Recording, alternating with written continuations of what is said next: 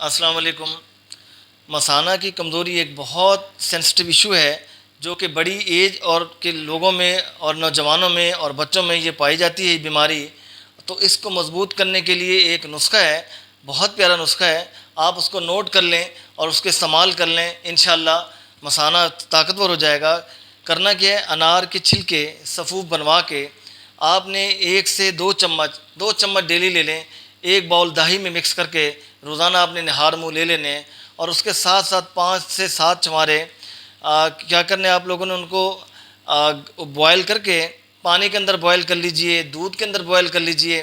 Boil करके आपने उनके क्या करना है, गुठली निकाल लेनी है और उसके छोटे छोटे पीस करके दही में मिक्स कर लेना है। और रोज़ाना जो है उसको जो है एक बाउल दही और 5-7 छुहारे और उसमें ऐड करके डेली आप इस्तेमाल करें।